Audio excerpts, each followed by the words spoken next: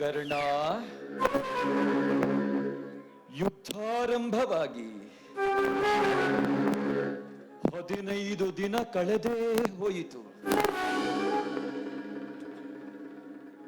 10 ಒಬ್ಬರು ಕಳೆದರು, ಇನ್ನೊಬ್ಬರು 5 ಕಳೆದರು. ಇನ್ನೂ ಜಯಸಿರಿಯ ಕಿರಣ ನಮ್ಮ ಕೌರವೇಶನ ಕಣ್ಣಿಗೆ ಬೆಳಗಲೇ ಇಲ್ಲ. ಎಲ್ಲಿ ಜಯದ ಸ್ವರ್ಣ ಸ್ವಪ್ನ ಜಗನಸಾಗುವುದೋ ಏನೋ. ಅಲ್ಲವೇ ಕರ್ಣ? ಕರ್ಣ, ಯಾಕೆ ಮೌನ? ನಿಮ್ಮ ಮಾತಿನ ಪ್ರಶ್ನೆಗೆ ಮೌನವೇ ಉತ್ತರ.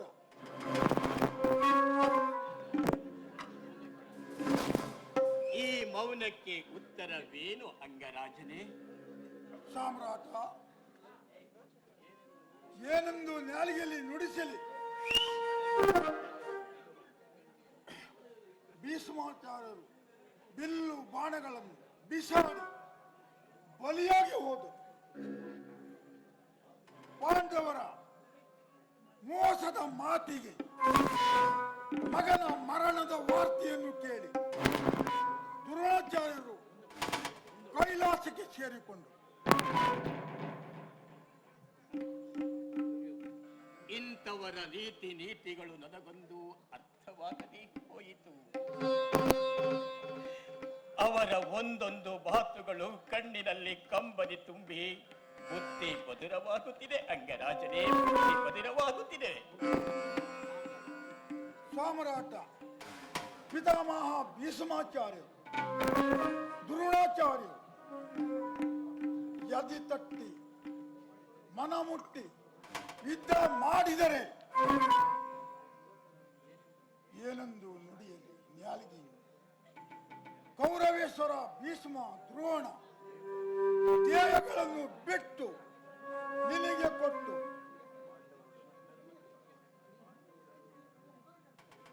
ಕರ್ಣನ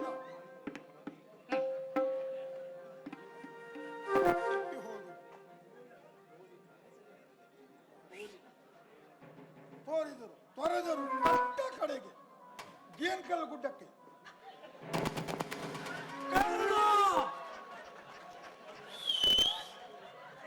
ನಿಂದೆಯನ್ನು ನುಡಿಯದೆಲ್ಲವೋ ಕರ್ಣ ನಮ್ಮ ತಂದೆಯ ಬಗ್ಗೆ. ನಿನ್ನ ಅಂಗಾಂಗಗಳಲ್ಲಿ ಕೀರ್ತಿಯ ಹಂಬಲ ತುಂಬಿಹುದು ಅಂಗರಾಜನೇ. ಮೊದಲು ನಿನ್ನ ಆತ್ಮಸ್ತುತಿಗೆ ಗುಡಿ ಕಟ್ಟುವಿ, ಆಮೇಲೆ ಕಾಲ ಕಸ ನಿನ್ನ ರಾಜನಿಷ್ಠೆ.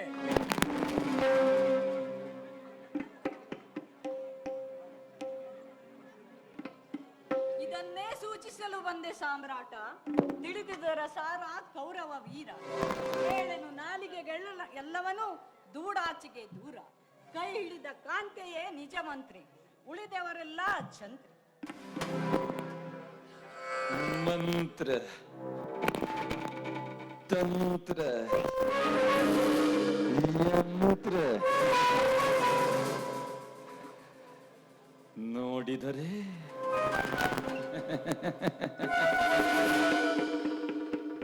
ಫಲ ಎಲ್ಲಿ ಪ್ರಯೋಜನಕ್ಕೆ ಬರುವುದಿಲ್ಲ. ಕಪಟ ಅಲ್ಲಿ ಕೆಲಸ ಮಾಡುತ್ತದೆ. ಚತುರತೆಯಿಂದ ವಿಷ ಇಕ್ಕಿದ್ದಾಯಿತು, ಬೆಂಕಿಯನ್ನು ಕೊಟ್ಟದ್ದಾಯಿತು. ನಮ್ಮ ಈ ತಂತ್ರದಿಂದ 12 ಅದರ ಮೇಲೊಂದಾಯಿತು. ನಮ್ಮ ಈ ಮಂತ್ರದಿಂದ 14 ಮಾಡುವೆವು. ಈಗ ಈ ಹೆಣ್ಣಿನ ಕಣ್ಣಿ ನಮ್ಮ ಮೇಲೆ ಮಗುವೇ, ಗಿಮ್ಮಡಿ ಹೆಣ್ಣು ಜಯಸಿರಿ ಎಂಬ ಹೆಚ್ಚಿನ ಹೆಣ್ಣು. ಎಲೆ ಭಾನುಪತಿ, ಹಿರಿಯರು ಹಾಕಿದ ಗೆರೆಯೊಳಗೆ ಇರುತ್ತಿರೋ ನೀನು ಮುಂದೆ ನಡೆಯದಂತೆ.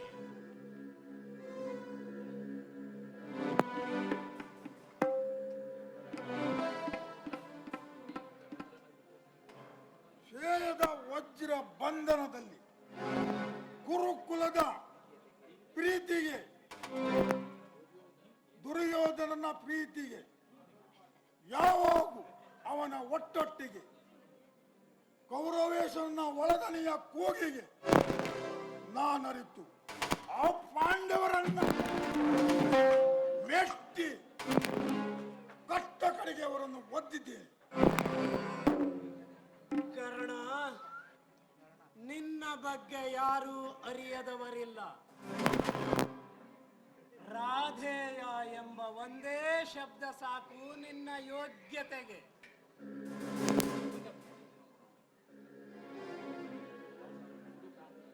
ಕುರು ಸಾಮ್ರಾಜ್ಯ ಪದವಿಯಲ್ಲಿ ನಿಂತು ನುಡಿಸುತ್ತಿರುವೆ ನಾಲಿಗೆಯ. ಕುರು ರಾಜನ ರಕ್ತದಲ್ಲಿ ನುಡಿದಿದೆ ತಾಮಸ ಅಮಾನುಷ ಹತ್ಯೆ. ವಿಚಾರವಿಲ್ಲದ ದಾನ ಭೂಮಿಯ ಬಾಳಿಗೆ ಕೃಪಾಣ. ಅದಲ್ಲದೆ ಗುರುಶಾಪಿತನು ಕರ್ಣರಾಜನು.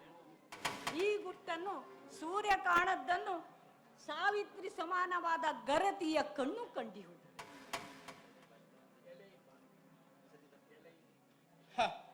ಎಲೆ ಭಾನುಮತಿ, ಸತಿ ಧರ್ಮಕ್ಕಾಗಿ ಹಾಕಿದ ಗೆರೆಯೊಳಗೆ ನೀನು ಸದಾ ಇರುತ್ತಿರೋ. ವೇದೋಪನಿಷತ್ತುಗಳು ವಾಣಿಯ ವಿಪರ್ಯಾಸ ಕೂಡಿ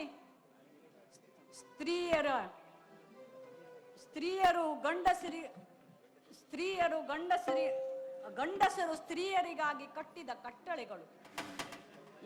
ಕಬ್ಬಿಣದ ಸಂಕಲೆಯಲ್ಲಿ ಕಟ್ಟಿ ಹೆಣ್ತನವು ಬರಿದಾಯ್ತು. ಸಂಸಾರ ಚಕ್ರದಲ್ಲಿ ಎರಡರಲ್ಲಿ ಒಂದು ಅಬಲವಾಯ್ತು, ಸ್ವಾರ್ಥದ ಒತ್ತಾಯ. ಯಮನ ಸೋಲೆಂಬ ಪ್ರಸಂಗ ಅದೊಂದು ಅದ್ಭುತ ಅಮೃತ ರಂಗ.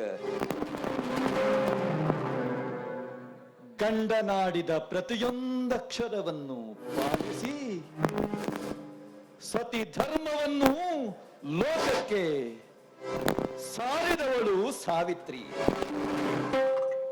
ಅದಕ್ಕೂ ಭಾನುಮತಿ ನಿನಗೂ ಎತ್ತಣಿಂದೆತ್ತ ಸಂಬಂಧ.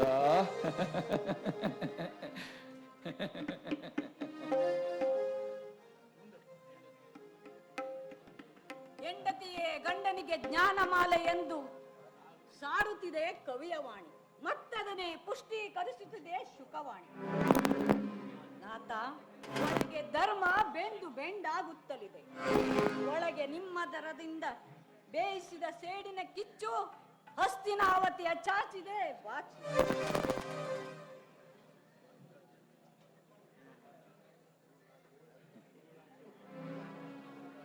ಹಸ್ತಿನಾವತಿಯ ನೆತ್ತಿಯಿಂದ ಬೀಳುವ ರಕ್ತ ಮಾಸ ಜಲಪಾತ, ಮಕ್ಕಳ ಹಾಹಾಕಾರ ಚೀತ್ಕಾರ. ಇನ್ನಾದರೂ ಇಂತಹ ಸಂಕ್ರಾಂತಿಯ ಕಾಲದಲ್ಲಾದರೂ ಸತಿಯ ಮಾತಿಗೆ ಕಿವಿಗೊಡು.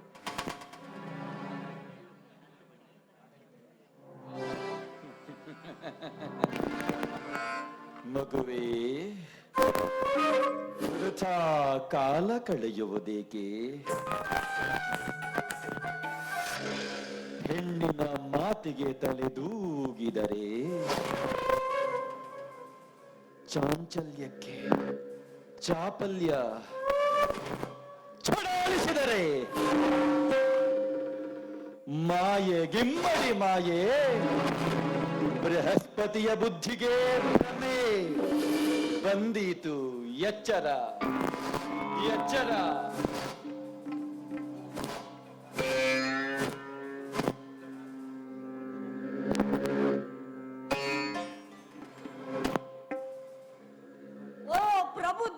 ಭಾರತನೇ. ಯುದ್ಧವೇ ಅನಿವಾರ್ಯವಾದರೆ ಕಟ್ಟು ಸೇನಾಪತಿಯ ಪಟ್ಟ ಗುರುಪುತ್ರ ಅಶ್ವತ್ಥಾಮ. ರಣಕಾಳಿಯ ಕೆದರಿ ಮಿಡಿದು ಬದಲಿಸುವನು ಭಾರತದ ಪುಟಗಳನ್ನು ದ್ರೋಣಪುತ್ರನು. ಇನ್ನುಳಿದ ಕೌರವಾಂಗನೆಯರ ಕುಂಕುಮವಾದರೂ ಗಟ್ಟಿಯಾಗಿ ಉಳಿಯುವುದು ಅಶ್ವತ್ಥಾಮಾರ್ಯನೇ ಅಪ್ರತಿಮನು ಕುರ್ರಂಗ ಜೀವನದಲ್ಲಿ.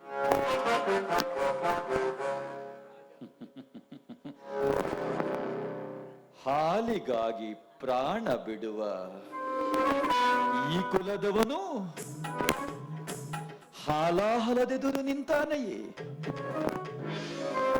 ಕೋಲಾಹಲಕ್ಕೆಲ್ಲ ಈ ಕುಲದವರಲ್ಲ. ಕೌರವೇಶ, ಆದ್ದರಿಂದ ಯಮನ ಕೋಣವ ಕುಟ್ಟಿ ಕೊಲ್ಲುವಂತಹ ಕುಲದವನು ಈ ಕರ್ಣ ಅಲ್ಲದಿದ್ದರೂ ನಿಮ್ಮ ಕುಲದ ರೀತಿ ನೀತಿಗಳನ್ನೇ ತನ್ನೊಬ್ಬ ಸುರರಲ್ಲಿ ತುಂಬಿಕೊಂಡ ಕಟ್ಟಾಳು ರಕ್ತವನ್ನು ಹರಿಸಿಯಾನು ಪ್ರಾಣ ಸ್ನೇಹಿತನಿಗಾಗಿ ಪ್ರಾಣವನ್ನು ಕೊಟ್ಟಾನು. ಆದ್ದರಿಂದ ಕಟ್ಟು ಸೇನಾಪತಿಯ ಪಟ್ಟ ಕರ್ಣರಾಜನಿಗೆ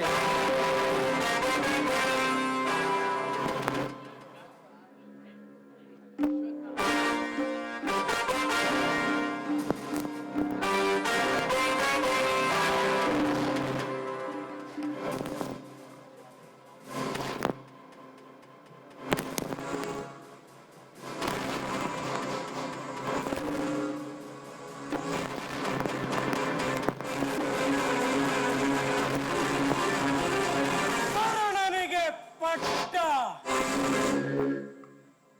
ಶಕುನಿ, ಈ ರಾಧೇಯನ ಯೋಗ್ಯತೆ ತಿಳಿದು ರಾಧೇಯನಿಗೆ ಪಟ್ಟ. ನನ್ನೆದುರು ಇಂತಹ ಅಪಮಾನದ ನುಡಿಗಳನ್ನಾಡು ಸಾಮ್ರಾಟ. ಗೆಲುವು ಬೇಕೆಂದರೆ ಕಟ್ಟು ಪಟ್ಟವನ್ನು ಅಶ್ವತ್ಥಾಮನಿಗೆ.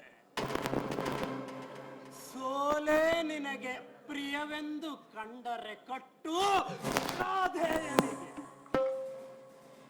ಎಷ್ಟಿದ್ದರೂ ರಾಧೇಯನಿಗಲ್ಲದೆ ಇನ್ನಾರಿಗೂ ನಾನು ಪಟ್ಟ ಕಟ್ಟಲಾರೆ.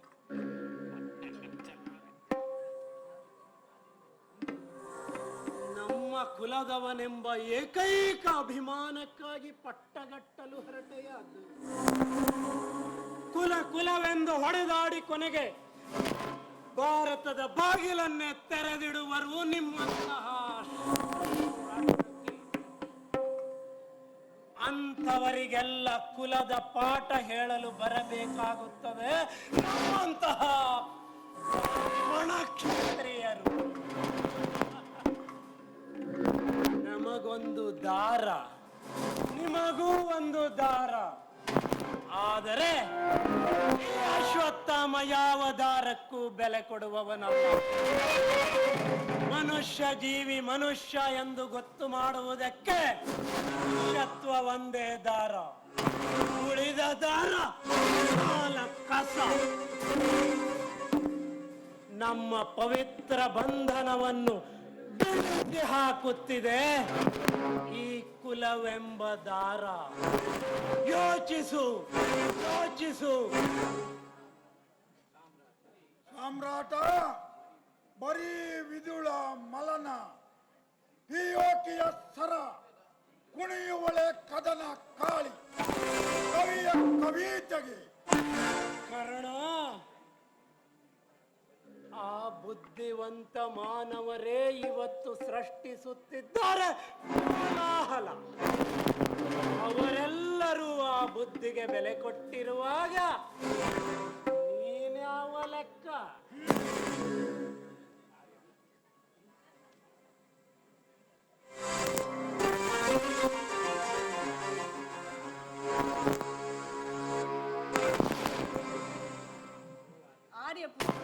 ಆರ್ಯಪುತ್ರನೇ, ಕುರುಪುತ್ರನ ಕದನ ಕಲೆಯ ಹೊಕ್ಕು ನಿಮ್ಮ ಹಗೆಯ ಹೊಟ್ಟೆಯೊಳು ಹೊಕ್ಕು ಕಟ್ಟುವವು ಕರುಳುಗಳ ಮಾಲೆಯನ್ನು.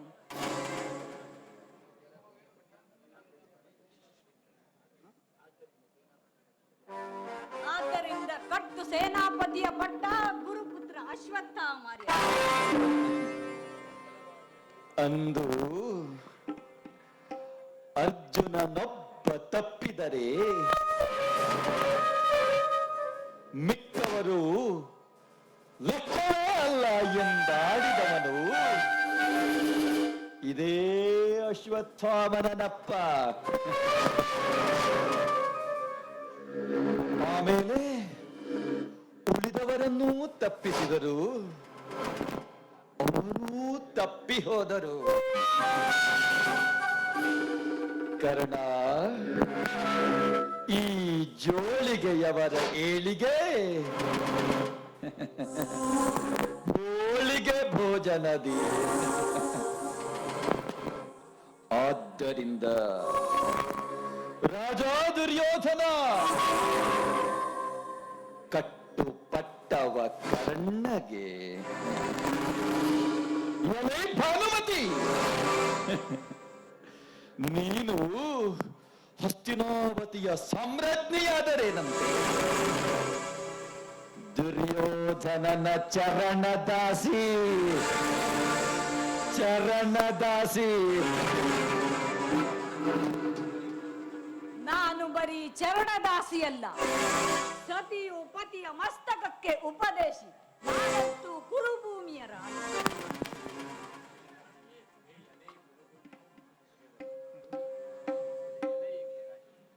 ಎಲೆ ಕುರುಭೂಮಿಯ ರಾಣಿಯೇ, ಎಲೆ ಭಾನುಮತಿ,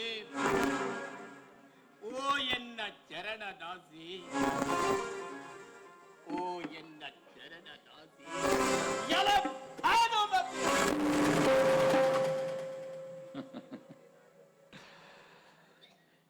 ಇಂದಿನ ಸೇನಾಪತಿಯ ಪಟ್ಟ ಕರ್ಣರಾಜನಿಗೆ. ಅಶ್ವತ್ಥಾಮ ಈ ರಣಕಣದಿಂದ ಹೊರಸಾರಲೇಬೇಕು. ಸಾಮ್ರಾಟ, ನೀವ್ಯಾರೂ ನನ್ನನ್ನ ಕಳುಹಿಸಬೇಕಿಲ್ಲ. ಅಂದು ಭೀಷ್ಮಾಚಾರ್ಯರಿಗೆ ಪಟ್ಟ ಕಟ್ಟುವ ಸಮಯದಲ್ಲಿ ಇದೇ ಕರ್ಣ ಯುದ್ಧ ಭೂಮಿಯನ್ನೇ ಬಿಟ್ಟು ಹೊರಟು ಹೋದ. ಇಂದು ಈ ಕರ್ಣನಿಗೆ ಪಟ್ಟಗಟ್ಟಿದ್ದೇ ನಿಜವಾದಲ್ಲಿ ಆ ಕರ್ಣ ಸೇನಾಧಿಪತಿಯಾಗುವವರೆಗೆ ನಾನು ಯುದ್ಧ ಮಾಡಲಾರೆ.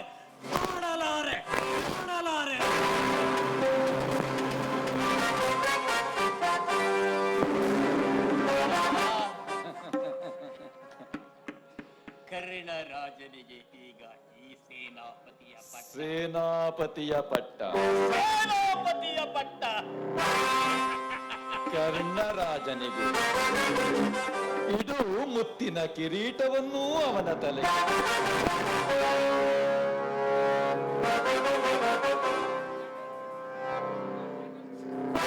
ಸೇನಾಪತಿ ಕರ್ಣರಾಜನಿಗೆ ಜಯವಾಗಲಿ. ಕರ್ಣರಾಜನಿಗೆ ಜಯವಾಗಲಿ. ಸೇನಾಪತಿ ಕರ್ಣರಾಜನಿಗೆ ಜಯವಾಗಲಿ. ಕರ್ಣ, ಭೀಷ್ಮ ದ್ರೋಣರಿಂದ ಆಗದಂತಹ ಕಾರ್ಯ, ಆ ಪಾಂಡವರಲ್ಲಿ ಬಂಧಿತರಾಗಿರುವ ಜಯಲಕ್ಷ್ಮಿಯನ್ನ ಎಳೆದು ತಂದು ಈ ಸುಯೋಧನನ ಮನಸ್ಸನ್ನು ತೃಪ್ತಿಪಡಿಸು. ಕರ್ಣ, ತೃಪ್ತಿಪಡಿಸು. ಕರ್ಣರಾಜನಿಗೆ ಮಂಗಳವಾಗಲಿ. ನಮ್ಮ ಕುರು ಮಹಾರಾಜರು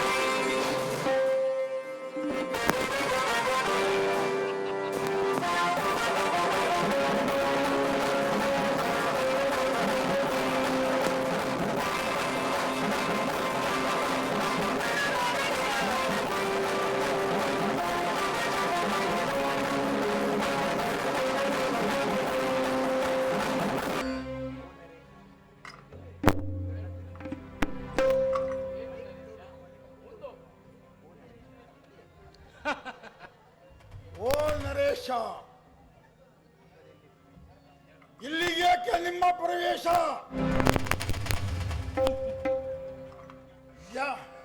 ಯಮನ ಬಾಯಲ್ಲಿ ಬಿದ್ದು ಸಾಯಲಿಕ್ಕೆ ಬಂದಿದ್ರು. ಮಾರಿಯ ಬಾಯಲ್ಲಿ ಸಾಯಬೇಡಿ. ಚೇಷ್ಟೆ ಚಢಾಳಿಸಿ ಎದೆ ಮೀರಿ ನಿಂತಿದೆ ಕರ್ಣರಾಜನ್ ನಿನ್ನಳು. ನೀನೊಬ್ಬ ಅಂಗರಾಜ. ಯಾಕೆ ಬಂತು? ಯಾರು ಕೊಟ್ಟರು? ಹೇಗೆ ಬಂತು? ಹೇಗಾದ ಅಂಗರಾಜ್ಯಕ್ಕೆ ಅಧಿಪತಿ ನೀನು?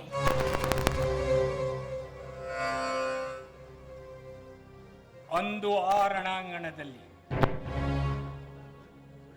ಅಲ್ಲ, ಬಿಲ್ವಿದ್ಯೆ ಕ್ಷತ್ರಿಯ ರಂಗದಲ್ಲಿ ಕಾಣಿಸಿಕೊಂಡೆ ನೀನು ಆವತ್ತು. ಬಿಲ್ವಿದ್ಯೆಯ ಚಾಕಚಕ್ಯತೆಯನ್ನು ನೋಡಿ ಸುಯೋಧನ ಒಡೆಯ ಆಗಲೇ ನಿನ್ನ ಮೇಲೆ ಕಣ್ಣಿಟ್ಟಿದ್ದ. ಪಾಂಡವರನ್ನು ಹೇಗೆ ಜಯಿಸಬೇಕು, ನಮಗೆ ಯಾರು ಸಿಕ್ಕಿಯಾರು? ಅದಕ್ಕಾಗಿ ಮಾಡಿದ ನಿನ್ನ ಅಂಗರಾಜ್ಯದ ಅಧಿಪತಿಯಾಗಿ ನೀನೊಬ್ಬ ಅಂಗರಾಜ್ಯ ಅಧಿಪತಿ. ದೇಶ ಕೋಶಗಳನ್ನು ನಿರ್ಮಾಣ ಮಾಡಿ ಬೆವರು ಸುರಿಸಿದರೆ ಗೊತ್ತಾಗುತ್ತಿತ್ತು ಆ ರಾಜ್ಯದ ಬೆಲೆ. ಬಳುವಳಿಯಾಗಿ ಕೌರವ ಕೊಟ್ಟ ರಾಜ್ಯದ ಅಂಗರಾಜ್ಯಕ್ಕೆ ನೀನು ಒಡೆಯ. ಅದಕ್ಕಾಗಿಯೇ ನಿನ್ನಲ್ಲಿ ಇಂತಹ ರೋಷದ ಧ್ವನಿಗಳು ಬರುತ್ತಾ ಇವೆ. ಇಂತಹ ಕಟು ನುಡಿಗಳನ್ನು ಆಡದಿರಿ, ಪರಿಹಾಸ್ಯದಲ್ಲಿ ಕರ್ಣ. ಪರಿಹಾಸವಲ್ಲ ಕುಂತಿದೇವಿಯ ಪುತ್ರನೇ, ನಿಜ ಸ್ಥಿತಿಯನ್ನ ಇಲ್ಲಿಗಾಗಿ ನಿಮ್ಮ ಮೇಲೆ ಯಾರು ಶತ್ರುಗಳು ಇಲ್ಲ. ಇಲ್ಲಿಗೆ ಬರುವುದು ಏಕೆ? ಸಾಯಲಿಕ್ಕೆ.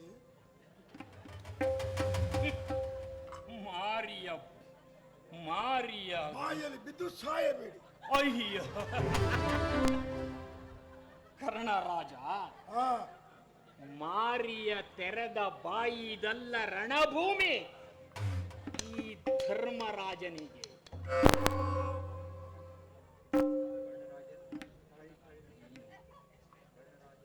ಕರ್ಣರಾಜನೇ, ನೀನು ಉಸುರುವ ನಿನ್ನ ಶಬ್ದಗಳು ಥಲಥಲನೆ ಒಡೆದು ಪುಡಿಯಾಗುವವು ಈ ರಣಾಂಗಣದಲ್ಲಿ. ಪಾಪ ದ್ವೇಷಗಳು, ರೋಷ ವೇಷಗಳು ಹುತ್ತಿ ಹುತ್ತಿ ಭಸ್ಮವಾಗುವವು ಈ ರಣಾಂಗಣದಲ್ಲಿ. ಈ ರಣಾಂಗಣದಲ್ಲೇನಿದೆ? ನೆತ್ತರ್ ಕೆಸರು, ನೆತ್ತರ್ ಕೆಸರಿನ ಕೈವಲ್ಯದ ಕುಸುರು. ತಿಳಿದುಕೋ.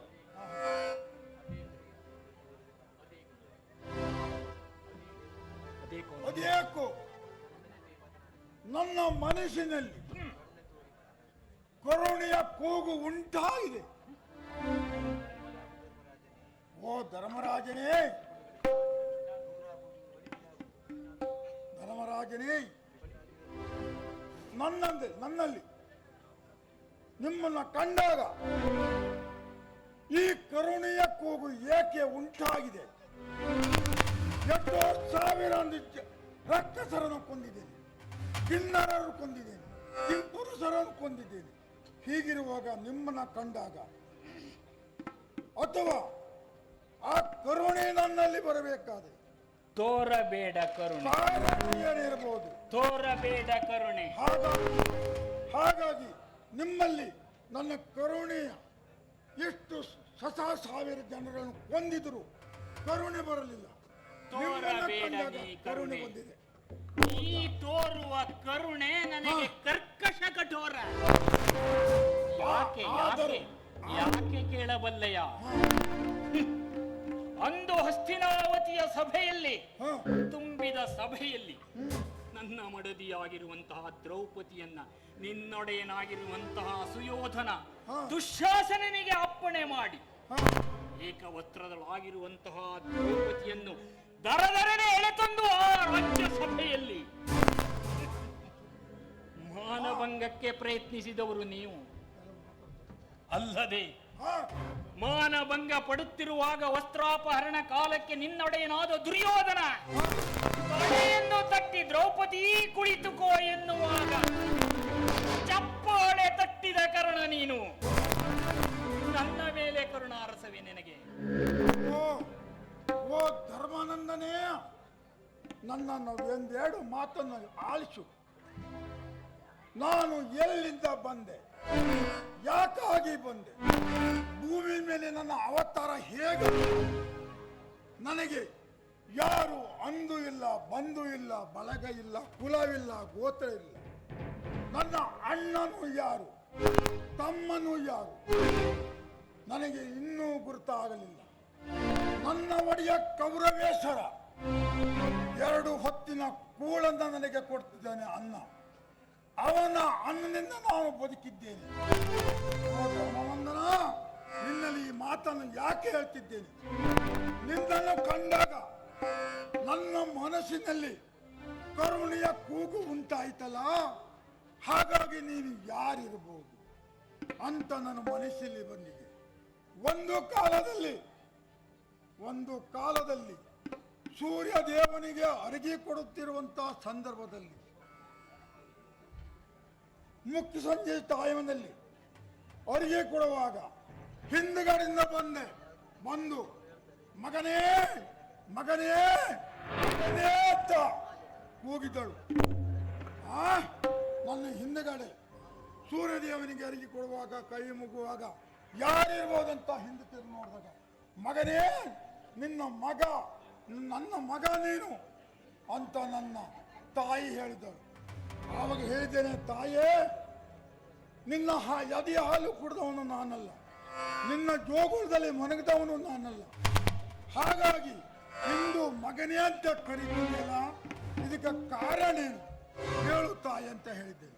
ಆವಾಗ ನನ್ನ ತಾಯಿ ಹೇಳಿದ ಮಾತೇನು, ಮಗನೇ ಮುಂದೊಂದು ದಿನ ಮಹಾಭಾರತ ಕುರುಕ್ಷೇತ್ರ ಯುದ್ಧವನ್ನು ನಡೀತದೆ, ಅಲ್ಲಿ ನನ್ನ ಒಂದು ಮಾತನ್ನು ನೀನು ಪಾಲಿಸಬೇಕು ಕೇಳಿದಾಗ, ಅಮ್ಮ ಏನನ್ನ ಹೇಳಿ ಅಂತ ಅಂದಾಗ,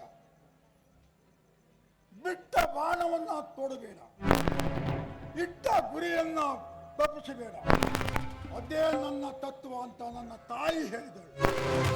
ಆವಾಗ ಹೇಳಿದ್ದೇನೆ, ಅದರಿಂದ ನಿನಗೆ ಏನು ಲಾಭ ಉಂಟು ತಾಯಿ ಅಂತ ಕೇಳಿದ್ದೇನೆ. ಆವಾಗ ನನ್ನ ತಾಯಿ ಹೇಳಿದ ಮಾತೇನು, 5 ನನ್ನ ಮಕ್ಕಳನ್ನ ತಲೆಯನ್ನು ನೀನು ಕಾದು ಕೊಡಬೇಕು ಕರ್ಣ ಅಂತ ಹೇಳಿದೆ. ಆವಾಗ ಹೇಳಿದೆ, ಅಕಸ್ಮಾತರಿಗೆ ಏನಾರು ಒಂದು ತಲೆ ಹೋದರೆ ಹೋಗಲಿ ಅಮ್ಮ, 5ರಲ್ಲಿ 1 ಕಡಿಮೆ ಆಯ್ತಲ್ಲ, ನಾನೊಂದು ಸೇರಿಕೊಳ್ಳುತ್ತೇನೆ ಅಂತ ಹೇಳಿದಾಗ, ಮಗನೇ ಹಾಂಗಲ್ಲ, ನನ್ನ ಮಕ್ಕಳ ತಲೆಯ ಇದ್ದಿರಬೇಕು. ವೇದಾಂತ ಪ್ರಾಣಗಳನ್ನು ಹೇಳುವ ಸ್ಥಳವಲ್ಲ ಇದು, ಇದು ರಣಾಂಗಣ. ನೆತ್ತರ ಕೆಸರಿಂದ ಕೂಡಿದ ರಣಾಂಗಣ. ನೆತ್ತರು ಕೆಸರಿನಳು ನಿಲುಕಲಾರದು ನೀಲಕಂಠನ ನಿಳೆಯ ಕ್ಷತ್ರಿಯನಿಗೆ.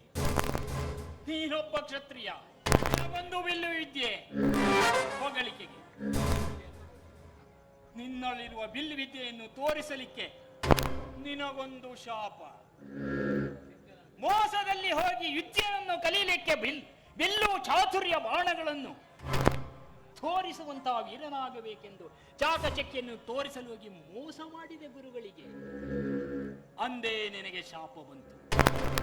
ಕಾಲಕ್ಕೆ ಸರಿಯಾಗಿ ಯಾವ ಶಬ್ದಗಳು ಹೊರಡುವುದಿಲ್ಲ ನಿನ್ನಲ್ಲಿ. ನಿನ್ನ ತಪ್ಪಲ್ಲ ಕರ್ಣ, ಗೊತ್ತಿರುವ ವಿಷಯ, ಇದು ನಿನ್ನ ತಪ್ಪಲ್ಲ. ಏನು ಮಾಡುವ, ಯಾವ ಕಾಲಕ್ಕೆ ಯಾವುದು ಬೇಕು ನೆನಪಾಗಬೇಕು ಅದು ನಿನಗೆ ನೆನಪಾಗುವುದಿಲ್ಲ. ನಿನಗಿರುವ ಶಾಪ. ಭೂಮಿ ಮೇಲೆ ಕೆಟ್ಟ ತಂದೆ ಇರಬಹುದು, ನೆತ್ತರ ಕೆಸರಿನ ಮೇಲೆ ನಿಲುಕಲಾರದು ನೀಲಕಂಠನ ನಡೆಯ ಈ ಕ್ಷತ್ರಿಯನಿಗೆ ಇದು ಎದುರಾಗು, ಸಿದ್ಧನಾಗು ಯುದ್ಧಕ್ಕೆ. ಮಹಾತ್ಮನೆಂದು ಕರೆಯದಿರು. ಮಹಾತ್ಮನೆಂದು ಕರೆಯಿಸಿಕೊಳ್ಳಲಿಕ್ಕೆ ನಾನ್ಯಾವ ಯೋಗ ಪುರುಷದ ಪವಾಡಗಳನ್ನೂ ಮಾಡಿಲ್ಲ. ಪವಾಡಗಳನ್ನು ಮಾಡಿದವರು ನೀವು ಚತುಷ್ಟರು, ದುಷ್ಟ ಚತುಷ್ಟರು. ಧರ್ಮರಾಯನ ನಾಲಿಗೆಯಿಂದ ಹೆಸರುಗಳನ್ನು ಹೇಳಲಿಕ್ಕೂ ಪಾಪದ ಅಂದು ಆ ಪಗಡೆಯ ಜೂಜಿನ ಆಟದಲ್ಲಿ ನಿನ್ನ ಒಡೆಯನಾಗಿರುವಂತಹ ದುರ್ಯೋಧನನ ಮಾವ ಶಕುನಿ ಪಗಡೆಯ ಆಟಗಳಲ್ಲಿ ಎಸೆದ ದಾಳಗಳನ್ನು ನೋಡುವಾಗ, ಆ ಕರದ ಚಮತ್ಕಾರವನ್ನ ಮಾಡುವಾಗ, ಪವಾಡ ಆ ಪಗಡೆಯ ದಾಳಗಳನ್ನು ಉರುಳಿಸುವಾಗ ಕಣ್ಣು ಮಿಟಿಕಿಸಿ ನೀವಿಬ್ಬರೂ ನೋಡುತ್ತಿದ್ದರಲ್ಲ, ಕಣ್ಣು ಸನ್ನೆಯಿಂದ ಅದು ಪವಾಡಕರ. ನಾನು ಯಾವ ಮಾಯಾ ಪುರುಷನೂ ಅಲ್ಲ, ಯಾವ ಕೋಲಾಹಲವನ್ನು ನಾನು ಮಾಡುವುದಿಲ್ಲ.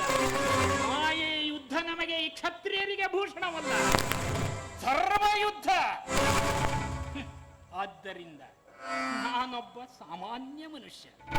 ನಾನು ತಿಳಿದರು ಈ ಧರ್ಮರಾಯ ಒಬ್ಬ ಸಾಮಾನ್ಯ ಮನುಷ್ಯ. ಆದರೂ ಸತ್ಯವನ್ನೇ ಕಡಿದು ಗೆದ್ದಿದ ಆನಂದ ಮೂರ್ತಿಯೇ ನೀನು. ಆನಂದ ಮೂರ್ತಿ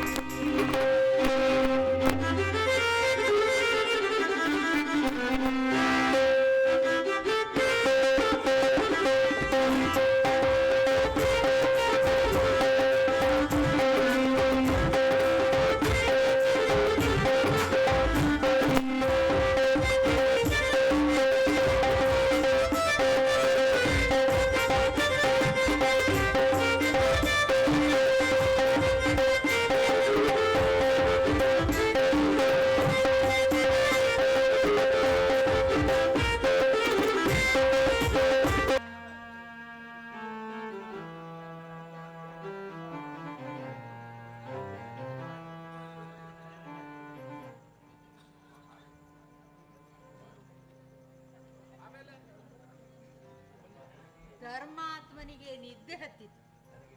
ನನಗೆ ನಿದ್ದೆಯ ಸುಳಿವಿಲ್ಲವಾಯಿತು. ಧರ್ಮಾತ್ಮನಿಗೆ ನಿದ್ದೆ ಹತ್ತಿತು. ನನಗೆ ನಿದ್ದೆಯ ಸುಳಿವಿಲ್ಲವಾಯಿತು.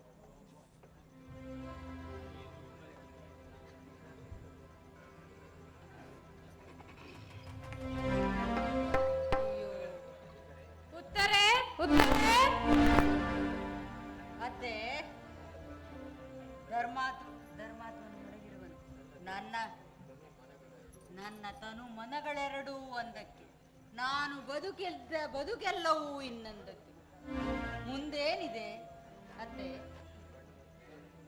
ಕಣ್ಮುಂದೆ ಮನದ ಮುಂದೆ ಪತಿಯ ಚಿತ್ರವನ್ನು ನಿಲ್ಲಿಸಿ ಕಂಗಳಿಂದ ಕಂಬನಿಗೆರುವುದೊಂದೇ ವಿಧವೆಯ ಕರ್ತವ್ಯವಲ್ಲ. ಅದಕ್ಕೂ ಮಿಗಿಲಾದ ಕರ್ತವ್ಯ ಉಂಟು ನಿನಗೆ. ಅದಾವ ಕರ್ತವ್ಯ ತಾಯಿ? ಈ ಬಿತ್ತರದ ಭೂಮಿಯಳು ಒಂದನ್ನೊಂದು ಎಣಿಸದೆ, ಏನನ್ನೂ ಬಯಸದೆ ನಿಷ್ಕಾಮ ಕರ್ಮಯೋಗವನ್ನು ಆಚರಿಸಬೇಕಾಗಿರುವುದು ವಿಧವೆಗೆ ಸಧವೆಗಿಂತಲೂ. ಹೌದು ಅತ್ತೆ, ಹೌದು. ಹೊಟ್ಟೆ ಉರಿದರು, ನೆತ್ತಿ ಸುಟ್ಟರು ವಿಧವೆ ಕಹಿ ಕರ್ಮದ ಬಾಳಿನಲ್ಲಿ ಕಾಳ ಕಳೆಯಬೇಕು. ಸಾವು ತನ್ನಿಚ್ಛೆಯಂತೆ ಬರುವ ಪರ್ಯಂತ. ಅಹುದಮ್ಮ, ಧರ್ಮಯೋಗಿನಿ ಆಗಲೇಬೇಕು. ನಿಷ್ಕಾಮ ಕರ್ಮ ಕಲೆ ವಿಧವೆಯ ಬಾಳಿಗೆ ಬೇಕು. ಅಂದಾಗುವುದು ಆತ್ಮೋನ್ನತಿ. ಅದಕ್ಕೆ ಗುರುತಾಗಿದೆ ಸ್ಥಿತಪ್ರಜ್ಞ ಶಾಂತಿ. ಆಗಲೇ ಬಾಳಿನಲ್ಲಿ ಬೆಳಕು. ಇಂತಹ ಮಾತು ಈಗಂತೂ ನನ್ನ ಸುತ್ತಮುತ್ತಲೂ ಕೊಯ್ಯುತ್ತಿದೆ.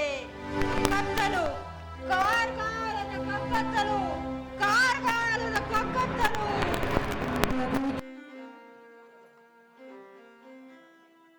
ದ್ರೌಪದಿ ಮಲಗಿ ಸಾಕಾಯಿತು. ಎದ್ದು ಕುಳಿತುಕೊಳ್ಳಬೇಕೆನಿಸಿದೆ. ಈ ಸಮಯದಲ್ಲಿ ಆ ಹರಿಯನ್ನು ನೆನೆಯಬೇಕೆಂದು ಆ ಹರಿಯ ನೆನಪಾಗುತ್ತಿದೆ. ಸದಾಯನ್ನ ಹೃದಯದಲ್ಲಿ ವಾ ವಾಸ ಮಾಡೋ ಶ್ರೀಹರಿ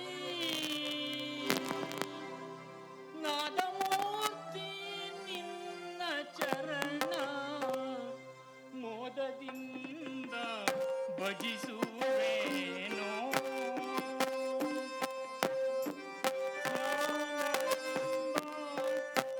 ಮಂಟಪದ ಮಧ್ಯದಲ್ಲಿ ಗಾನಲೋಲನ ಕುಳ್ಳಿರಿಸಿ ಜ್ಞಾನದಿಂದ ಭಜಿಸುವೇನೋ ಜ್ಞಾನದಿಂದ ಭಜಿಸುವೇನೋ ನಾದಮೂರ್ತಿ ನಿನ್ನ ಧ್ಯಾನದಿಂದ ಭಜಿಸುವೇನೋ ನಿನ್ನ ನಾನು ಬಿಡುವನಲ್ಲ ಎನ್ನ ನೀನು ಬಿಡಲು ಸಲ್ಲ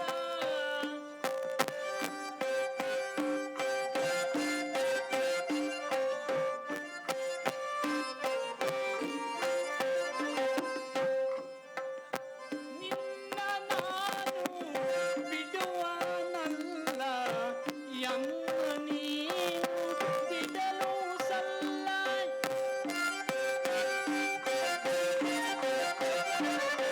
ಗಮನ ಮಹಿಮಾ ವಿಜಯ ವಿಠಲ ಕೇಳೋ ಈ ಭಕ್ತನ ಸಲ್ಲ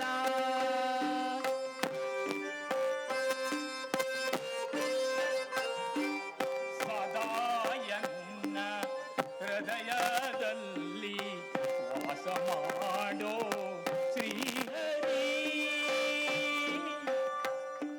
ನಾದಮೂರ್ತಿ ನಿನ್ನ ನಾಮ ಭಜಿಸುವೇನೋ ಭಜಿಸುವೇನೋ ದ್ರೌಪದಿ ಆಸೆ ಎಂಬುದಕ್ಕೆ ಕೊನೆಯಲ್ಲಿದೆ ಹೇಳು.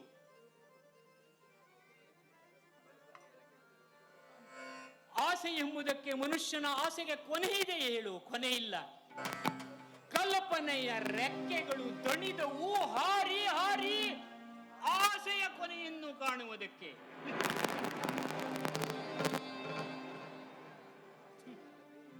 ಅರಸೊತ್ತಿಗೆಯ ಆಸೆಯಿಂದಿಲ್ಲ ಅಲ್ಲವೇ ಯುದ್ಧವನ್ನು ಆರಂಭಿಸಿರುವುದು. ರಾಷ್ಟ್ರಗಳ ನಡುವೆ, ರಾಜರ ನಡುವೆ ಹೋರಾಟ, ಹೊಡೆದಾಟ. ಅವರವರ ಪಕ್ಷಾಭಿಮಾನದಲ್ಲಿ ತಮ್ಮ ಹೆಮ್ಮೆಗಾಗಿ ಬಡ ಜನರು ಹೊಡೆದಾಡಿ ಸಾಯಬೇಕಲ್ಲವೇ?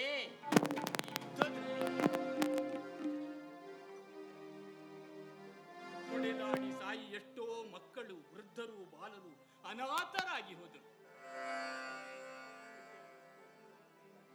ಪಾಂಚಾಲಿ ಇಂದಿನ ಯುದ್ಧದಲ್ಲಿ ಕರ್ಣನ ಕೈ ಮಿಗಿಲಾಯಿತು. ಈ ಕೌಂತೆಯರಿಗೆ ಕೃಪಾದೃಷ್ಟಿಯನ್ನು ತೋರುತ್ತಿದ್ದ ವಿಜಯಲಕ್ಷ್ಮಿ ಕೌರವನ ಕಡೆಗೆ ಜಾರುವಳೇನೋ ಎಂಬ ಸಂಶಯ ಪಾಂಚಾಲಿ. ಆದರೂ ಈ ಯುದ್ಧದಲ್ಲಿ ಕರ್ಣನನ್ನು ಕೊಲ್ಲುವುದು ಪಾಂಡವರಿಗೆ ಸಾಧ್ಯವಿಲ್ಲ ಪಾಂಚಾಲಿ. ಏನು? ಕರ್ಣನನ್ನು ಕೊಲ್ಲುವುದು? ಕೊಲ್ಲುವುದು ಸಾಕು ಈ ಭೀಮನಿಗೆ. ಓ ರಕೋದರನೇ, ಬಕಾಸುರನಲ್ಲ ಕರ್ಣ. ಈ ಭೀಮನ ಗದೆಗೆ ದಾರಿ ತೋರದು, ಭೀಮ ಶಕ್ತಿಗೆ ತೊಡಕು ಬಿಚ್ಚದು ಈ ಧನುರ್ವೇದಗಳ ಬಾಣಗಳ ತಾಕಲಾಟದಲ್ಲಿ. ಹೌದು ಅಗ್ರಜ, ಹೀಗೆ ಬಣ್ಣಿಸುತ್ತಾರೆ ಆ ಕರ್ಣನನ್ನ. ಆದರೆ ತೀವ್ರ ಕೋದರನಿಗೆ ಆ ಕರ್ಣನಾವ ಲೆಕ್ಕ. ಜಗಜ್ಜಟ್ಟಿಯಾದ ಈ ಕೌರವನ ಎದುರು ಹೆದರಿ ಓಡಿ ಬರುವಳು ಜಯಲಕ್ಷ್ಮಿ ಪಾಂಡವರ ಬಳಿಗೆ. ಭೀಮಸೇನ, ಯಾಕೆ ಈ ಶಬ್ದಾಡಂಬರದ ಮಾತು? ಅಣ್ಣ, ಆಡಂಬರದ ಮಾತುಗಳಲ್ಲ ಈ ಭೀಮನದು. ಹೆಮ್ಮಾರಿಯೇ ಮುಂದೆ ಬಂದು ನಿಂತರು ಹೊಸಟಿ ಹಾಕುವನು ಈ ಕಲಿ. ಇಂದ ಮೇಲೆ ಈ ಕರ್ಣನ ಎದುರಿಗೆ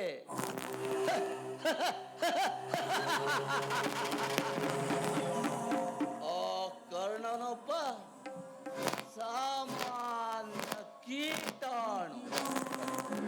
ಬಲ ಭೀಮನೇ, ಬಲಶಾಲಿಗೆ ಪ್ರವೇಶವಿಲ್ಲ ಇಂದಿನ ವಿಜ್ಞಾನ ಪ್ರಪಂಚದಲ್ಲಿ. ತಿರಸ್ಕಾರವೆನ್ನದೆ ವಿಜ್ಞಾನಕ್ಕೆ ಪುರಸ್ಕಾರವೆನ್ನುವುದು ನಮ್ಮ ದೃಢಲಿಂಗ. ಆ ರಾವಣನ ತಲೆಯನ್ನು ಕುಟ್ಟಿ ಕೊಲ್ಲುವಂತ ಶಕ್ತಿ ಹನುಮಂತನಲ್ಲಿ ಇರಲಿಲ್ಲವೇ ಹೇಳು?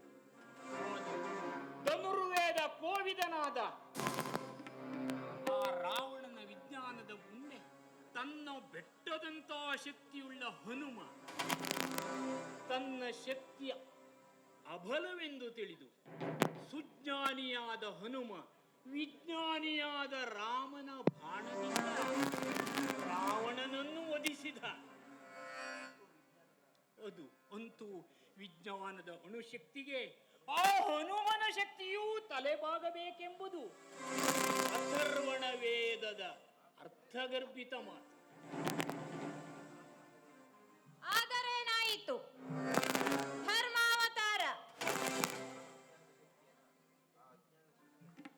ಆ ಅಜ್ಞಾನದ ಶಕ್ತಿಯನ್ನೇ ಮುರಿದೊಗೆಯುವ ಮಹಾಶಕ್ತಿ ಹೊಂದಿದೆ ಸಾಂಖ್ಯಯೋಗದಲ್ಲಿ.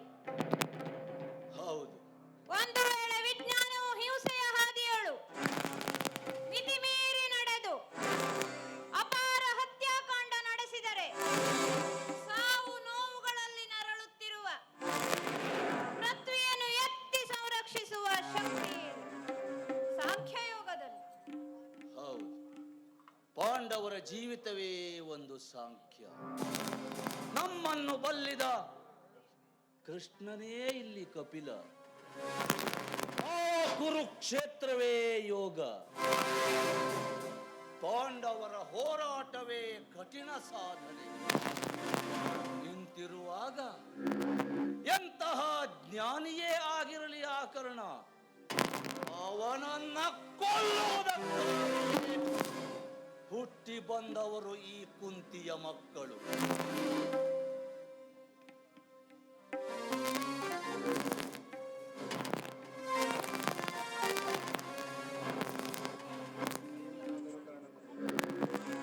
ಭೀಮಸೇನ, ಎಂತಾದರೂ ಕರ್ಣನನ್ನು ಕೊಲ್ಲುವುದು ಕಷ್ಟ, ಸುಲಭದ ಮಾತಲ್ಲ. ಅಣ್ಣ ಭೀಮಸೇನ, ಏನದು ಧರ್ಮಣ್ಣ ಹೇಳುತ್ತಿರುವಂತಹ ಮಾತು? ಕಠಿಣವಾದದ್ದೇನು? ಅರ್ಜುನ, ಭಾವ ಕೃಷ್ಣ, ಕರ್ಣನನ್ನ ಕೊಲ್ಲುವುದು ಕೌಂತೆಯರಿಗೆ ಅಸಾಧ್ಯವಂತೆ. ಇದು ಅಣ್ಣನವರ ಉದ್ಗಾರ. ಸತ್ಯ, ತ್ರಿವಾರ ಸತ್ಯ. ಇದೇನಿದು ಕೃಷ್ಣದೇವ? ಇಚ್ಛಾಮರಣಿ ಭೀಷ್ಮರನ್ನು ದ್ರೋಣರನ್ನು ಹೊಡೆದುರುಳಿಸಿದ ನಮಗೆ ನಿನ್ನ ನಿರ್ದೇಶನವಿರುವಾಗ ಈ ಕರ್ಣನಾವ ಲೆಕ್ಕ ಇದೇನು ಹೇಳುತ್ತೀರೇ ಕೃಷ್ಣದೇವ?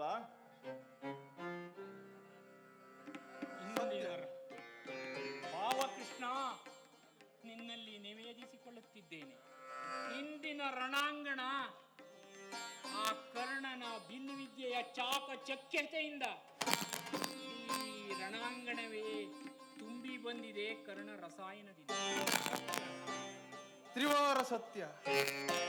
ಕಬ್ಬೊಗೆಯನ್ನು ಕಾರುವ ಕಾರ್ಮೋಡವನ್ನೇ ಸೃಷ್ಟಿಸುವ, ವಿಷದ ಬಬ್ಬುಳಿಕೆಯನ್ನು ಎಬ್ಬಿಸುವ ವಿಷವಾಯುವನ್ನೇ ನಿರ್ಮಿಸುವನು, ಬೆಂಕಿಯ ಮಳೆಯನ್ನೇ ಬೀಳಿಸುವನು, ಕೋಲ್ಮಿಂಚಿನ ಕೆಂಗಿಡಿಗಳನ್ನೇ ತುಂಬುವನು.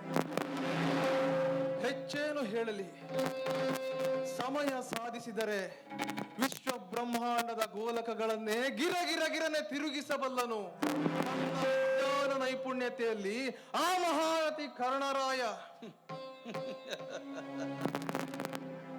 ಭಾವ, ಬಣ್ಣ ಕೊಟ್ಟು ಬಣ್ಣಿಸದಿರು ಆ ಕುಹಕಿ ಎಂಬ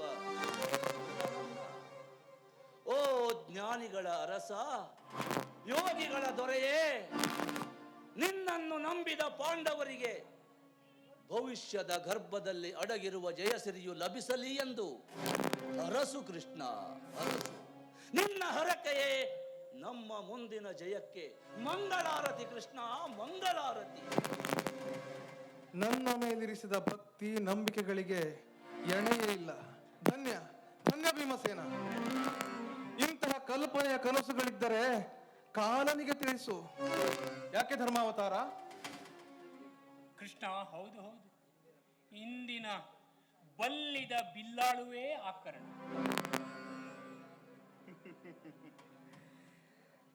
ಕಂಕಭಟ್ಟನಾಗಿ ಪಂಚಾಂಗ ಓದಿ ಧರ್ಮ, ನ್ಯಾಯ, ನೀತಿ ಇದನ್ನೇ ಬಾಳಿಗೆ ಇಂಬನ್ನಾಗಿ ಮಾಡಿಕೊಂಡಿರುವ ಈ ತಲೆ ತಿರುಕ ವೇದಾಂತಿಗೆ ಆ ಕರ್ಣ ಬಲ್ಲಿದ ಬಿಲ್ಲಾಳುವಾಗಿ ಕಂಡಿರುವುದು ಸಹಜವೇ.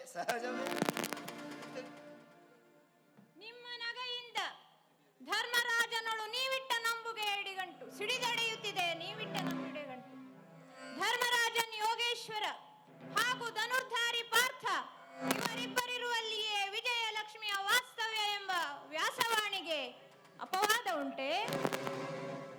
ಉಂಟು ದ್ರುಪದಜೆ, ಉಂಟು. ಮನುಷ್ಯ ಮಾಡುವ ಸಿದ್ಧಾಂತಕ್ಕೆ, ತೀರ್ಪಿಗೆ ಅಪವಾದ ಇದ್ದೇ ಇದೆ. ಆದರೆ ಆ ಪರಬ್ರಹ್ಮನ ಸಿದ್ಧಾಂತ ಏಕಮೂರ್ತಿ ಸ್ತ್ರಯೋದೇವ ಬ್ರಹ್ಮ ವಿಷ್ಣು ಮಹೇಶ್ವರ. ಆ ಪರಬ್ರಹ್ಮನ ಸಿದ್ಧಾಂತ ಮಾತ್ರ ನಿತ್ಯ ಸತ್ಯ ಸಿದ್ಧಾಂತ. ಆದರೆ ಕರ್ಣನನ್ನು ಕೊಲ್ಲುವುದು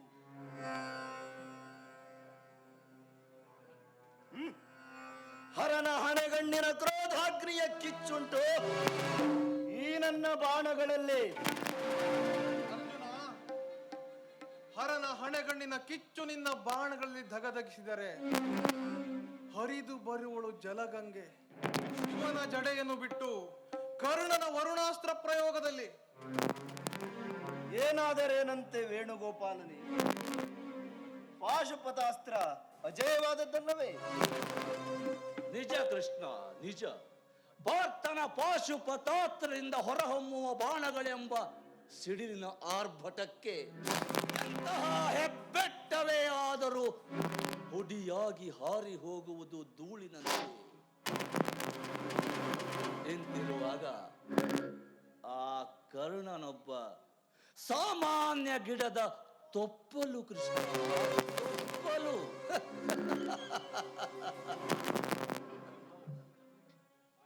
ಭೀಮ, ಯಾಕೆ ವ್ಯರ್ಥ ವಿಡಂಬನೆ?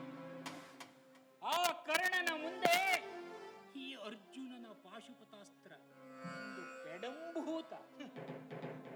ಎಲ್ಲವೋ ಧರ್ಮಜನೆ, ಧಿಕ್ಕಾರವಿರಲಿ ನಿನ್ನ ಮಾತಿಗೆ. ಪರಶಿವನಿಂದ ಕೊಡಲ್ಪಟ್ಟ ಪಾಶುಪತಾಸ್ತ್ರವನ್ನ ಪೆಡಂಭೂತವೆಂದು ಸಂಬೋಧಿಸಿದೆಯಾ? ಏನಿದಿ ಅನಾಹುತ ವಿನಾಕಾರಣ? ಸಕಾರಣವಿದೆ ಶ್ಯಾಮೆ, ಸಕಾರಣವಿದೆ.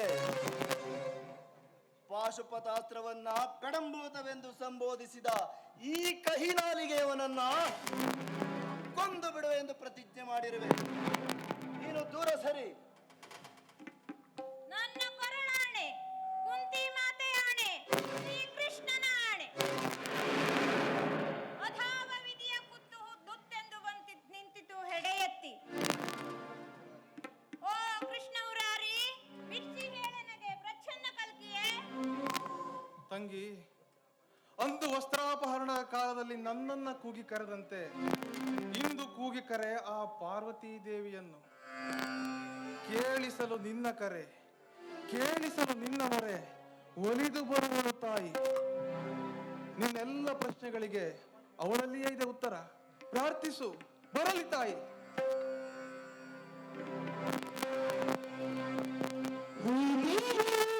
ಜಗತ್ತಂಬ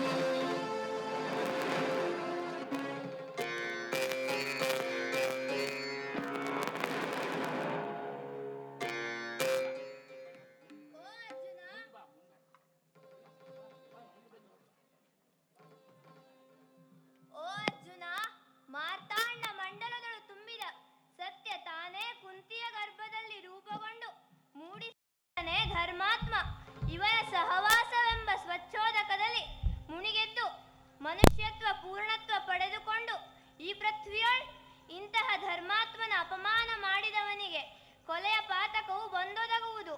ನೀನೀಗ ಧರ್ಮವನ್ನು ಕೊಂದಂತಾಯಿತು, ನಿನ್ನ ಪ್ರತಿಜ್ಞೆಯನ್ನು ಪಾಲಿಸಿದಂತಾಯಿತು. ಇಗೋ ನಿನ್ನ ಪಶುಪತಾಸ್ತ್ರಕ್ಕೆ ಬಳುವಳಿಯಾಗಿ ಈ ಅಂಜನಾಸ್ತ್ರವನ್ನು ಸ್ವೀಕರಿಸು.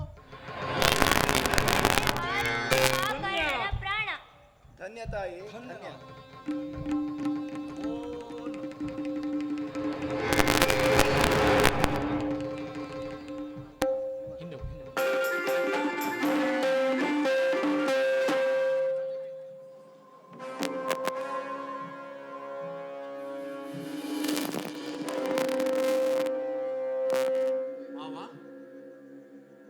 ದುರ್ಯೋಧನ,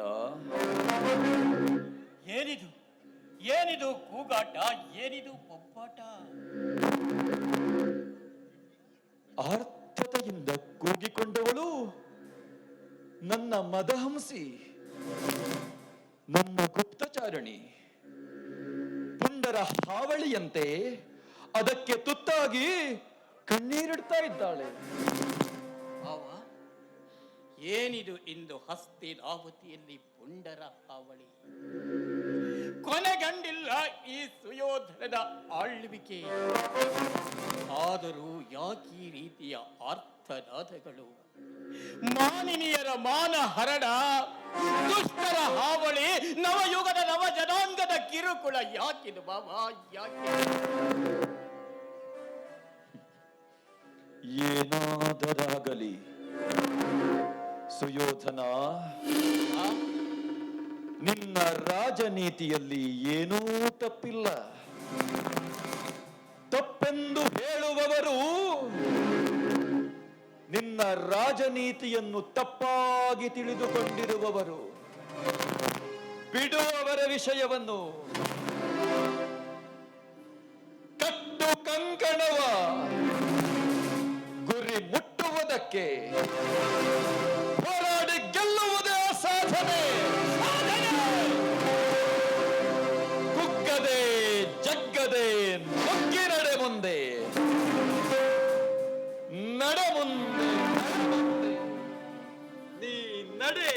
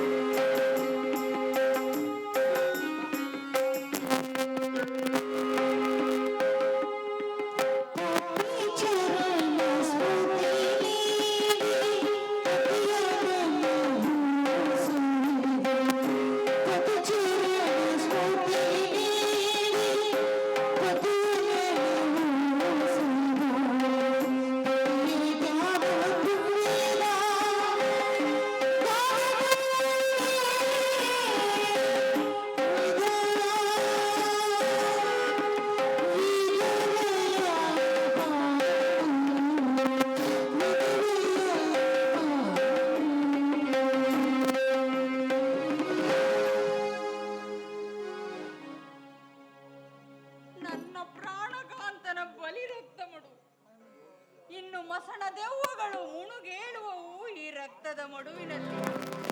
ಪ್ರಾಣಕಾಂತನ ಬಳಿ ರಕ್ತ ಮಡು. ಅಯ್ಯೋ ಎಲೆ ತಾಯಿ, ಇದೇ ನೆಲದಲ್ಲಿ ನನ್ನ ಗಂಡನ ರಕ್ತವನ್ನೆಲ್ಲ ಕುಡಿದಿರುವಳು ಈ ಭೂಮಿ ತಾಯಿ.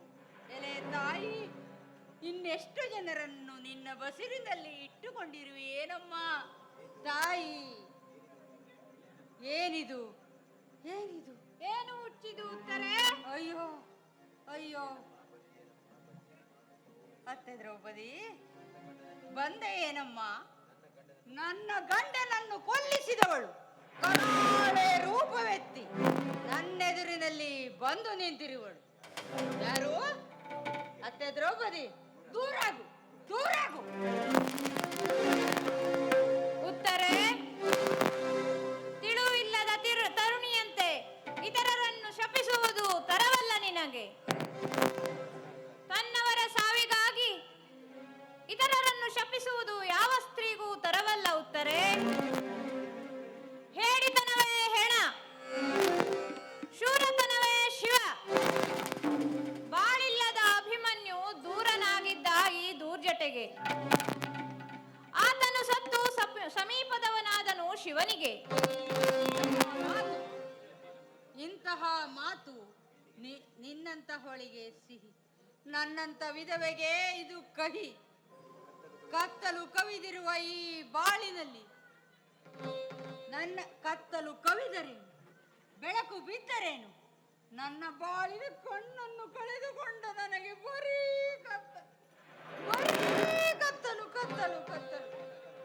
ಆದರೆ ಕತ್ತಲೊಳಗೆಯೇ ಮಲಗಿರುವುದು ಮುಂಬರುವ ಬೆಳಕು. ಇದು ಬರೀ ತಗಲು. ನನ್ನ ಬದುಕಿನಲ್ಲಿ ಕತ್ತಲನ್ನು ತುಂಬಿ ಸತ್ತು ಹೋದ ಅಭಿಮನ್ಯು ದೇವರು ಆ ಕತ್ತಲೆಯೊಳಗಿಂದ ಎದ್ದು ಬರುವನೇನು? ನನಗೆ ವಿಧವೆಯ ಬೇಗೆ ತಪ್ಪಲಿಲ್ಲ, ಅತ್ತೆ ಸುಭದ್ರೆಗೆ ಸುತನ ಶೋಕ ಬಿಡಲಿಲ್ಲ. ನಿಮ್ಮ ಈ ಪ್ರತಿಜ್ಞೆ ಫಲಿಸುವ ಸಮಯ ಹತ್ತಿರ ಬಂದಿರಲು ನಿಮ್ಮೆದೆ ಹಿಗ್ಗು ತಗ್ಗಿಲ್ಲವಲ್ಲ.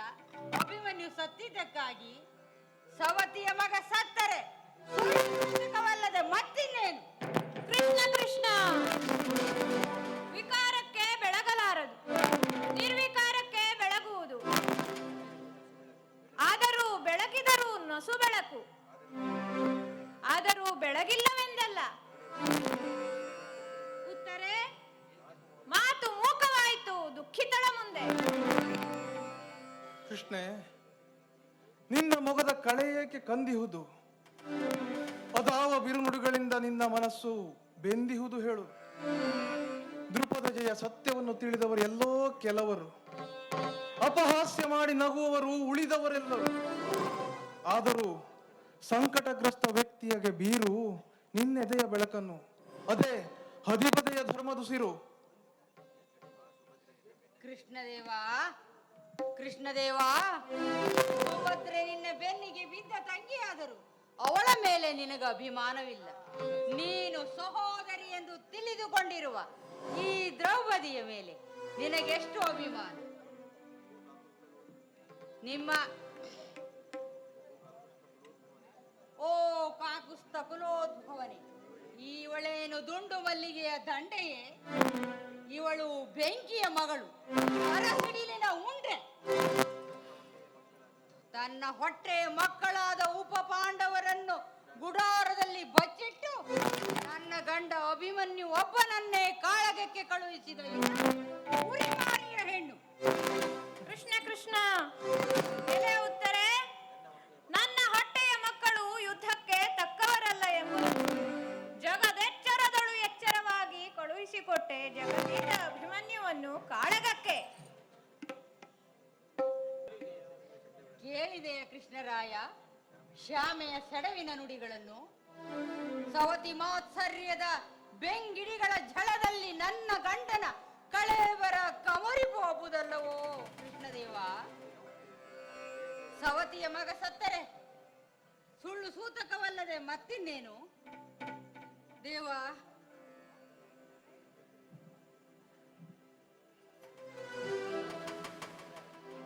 ಅಣ್ಣ, ನಕ್ಕವರಾರು? ಯಾವನ ಮಾಯೆಗೆ ಸಿಲುಕಿ ವಿನಯವತಿ ಉತ್ತರೆ ನಿನಗೆ ಬಿರುನುಡಿಗಳನ್ನಾಡಿದಳು ಅವನೇ ಅವನೇ ಮುಂಬರುವ ಯುಗ ಪುರುಷ ದೇವಕಲಿ.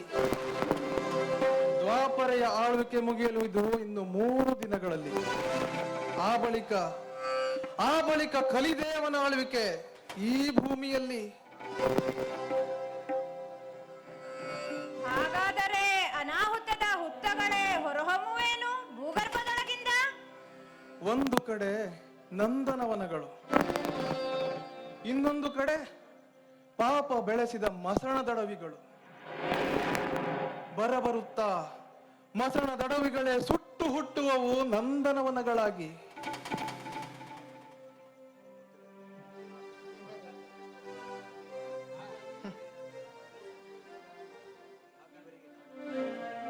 ಸದ್ಯಕ್ಕೆ ಕೃಷ್ಣದೇವ, ಹಾ ಕೃಷ್ಣದೇವ, ಹೇಳುತ್ತಾರೆ. ಈವರೆಗೆ ನಾನಾವ ದೃಷ್ಟಿಯೊಳಗಿದ್ದೆ? ಹಿರಿಯವರಾದ ಅತ್ತೆಯವರಿಗೆ ಬಿರುನುಡಿಗಳನ್ನಾಡಿದ್ದೇನೆ ಕೃಷ್ಣದೇವ. ಏನೂ ಇಲ್ಲವಮ್ಮ. ಸದ್ಯಕ್ಕೆ ನೀವಿಬ್ಬರು ಕಣ್ಮರೆಯಾಗಿ ನನ್ನ ಹಾಗೂ ಕಲಿಪುರುಷನ ಸಂಭಾಷಣೆಗಳನ್ನ ಕೇಳುತ್ತೀರಿ. ಹೋಗಿ.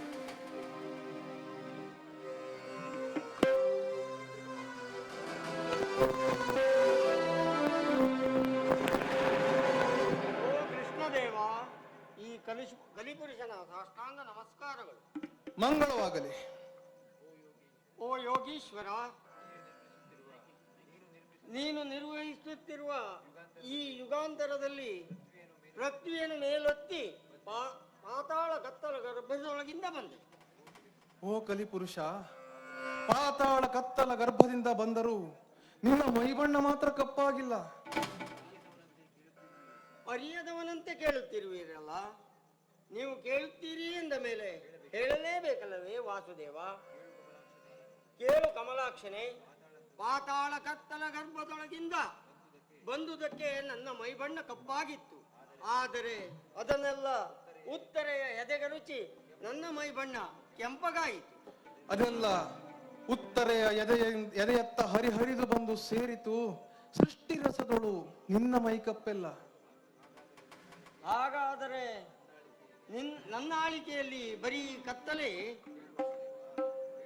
3 ಯುಗಗಳಲ್ಲಿಯೂ ಇಲ್ಲದಂತಹ ಬೆಳಕೋ ಬೆಳಕು ನಿನ್ನ ಆಳಿಕೆಯಲ್ಲಿ.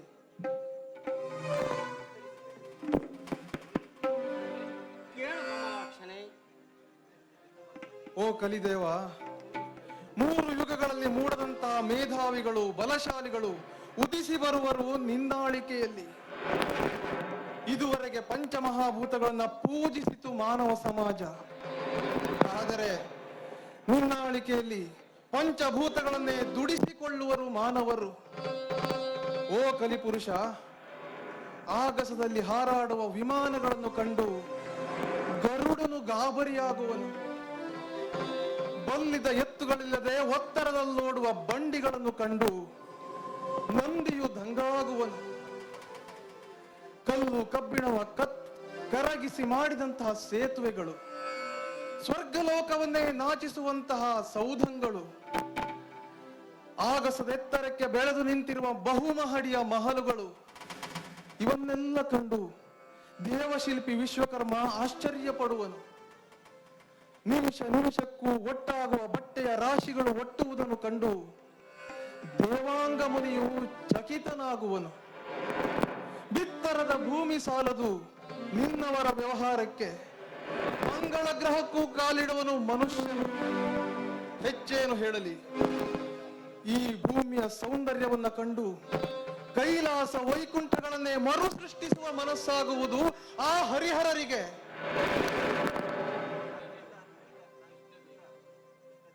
ಕೃಷ್ಣದೇವ, ಹಾಗಾದರೆ ಕೃತ, ತ್ರೇತ್ರ, ದ್ವಾಪರಾಯುಗಗಳಿಗಿಂತಲೂ ನಾನೇ ಧನ್ಯನೇ? ಕಲಿಪುರುಷ, ದಿನಕ್ಕೊಮ್ಮೆ ಬೇಕಾದ ಬಟ್ಟೆಗಳನ್ನಿಲ್ಲಿ ಬದಲಿಸಿ ಕಾಲ ಕಳೆಯುವರಿಲ್ಲಿ. ಆದರೆ ಬಡವನ ಮೈಗೆ ತುಂಡು ಬಟ್ಟೆ ಸಿಕ್ಕುವುದಿಲ್ಲ ಈ ಜಗತ್ತಿನಲ್ಲಿ. ಇಂದ್ರನ ಅರಮನೆಯನ್ನೇ ನಾಚಿಸುವ ಹಿರಿಮನೆಗಳಿದ್ದರು ಬಡವರು ವಾಸಿಸುವುದು ಗುಡಿಸಲಿನಲ್ಲಿ. ಬಾನಿಂದಿಳಿದ ಮಿಂಚೆ ಮನೆ ಮನೆಯಲ್ಲಿ ಎಣ್ಣೆ ಇಲ್ಲದ ದೀಪವನ್ನು ಉರಿಸಿದರು ಬಡತನದೊಡಲಿಗೆ ತೊಟ್ಟು ತೈಲವಿಲ್ಲ. ಬಡವನ ಮನೆಯಲ್ಲಿ ಬೆಳಕಿಲ್ಲ. ಒಟ್ಟಾರೆ ಹೇಳುವುದಾದರೆ ಸಿರಿವಂತರ ವಿಜ್ಞಾನಿಗಳ ಕೈಯಲ್ಲಿ ಸಿಕ್ಕ ಈ ಭೂಗೋಲಕ ಒಡಕಗೋಲಕ. ಓ ಮುರಾರಿ, ನಾನೆಂತ ನರಪೇತು ನರಜಂತು? ನರಪ್ರೇತು ನೀನಲ್ಲ, ನರೋತ್ತಮನೇ ನೀನು, ಧನ್ಯಾತ್ಮ ನೀನು. ಶತಮಾನಗಳೆಂಬ ಸೋಪಾನವನ್ನೇರಿ ಭವಿತವ್ಯದ ನೆತ್ತಿಯೋಳ್ ನಿಂತು ನೋಡಿದಾಗ ಕಾಣುವುದು ಈ ಭೂಲೋಕ ಒಂದು ಸ್ವರ್ಣಲೋಕವಾಗಿ. ಇದು ಸಕಲಮಯ ಸಮನ್ವಯದ ಸಮಸ್ತ ಸಮತ್ವದ ಅಮೃತ ಲೋಕ. ಶಾಂತಿ ಸಮೃದ್ಧಿಗಿದು ಸ್ವರ್ಗಲೋಕ ಈ ಭೂಲೋಕ. ಕಲೆಗಿದು ಗಂಧರ್ವ ಲೋಕ, ಗಾಯನಕ್ಕಿದು ಕಿಂಪುರುಷ ಲೋಕ. ಹೆಚ್ಚೇನು ಹೇಳಲಿ, ಮಾನವ ಚೇತನದಲ್ಲಿ ರುಜುದೃಷ್ಟಿ ಬೀಳುವುದು ಈ ಜಗತ್ತಿನಲ್ಲಿ ನಿನ್ನಾಳಿಕೆಯಲ್ಲಿ. ಧನ್ಯನಾದೆ ದೇವ. ಮಂಗಳವಾದ. ನಾನಿನ್ನು ಹೋಗಿ ಬರುತ್ತೇನೆ. ಬೆಳ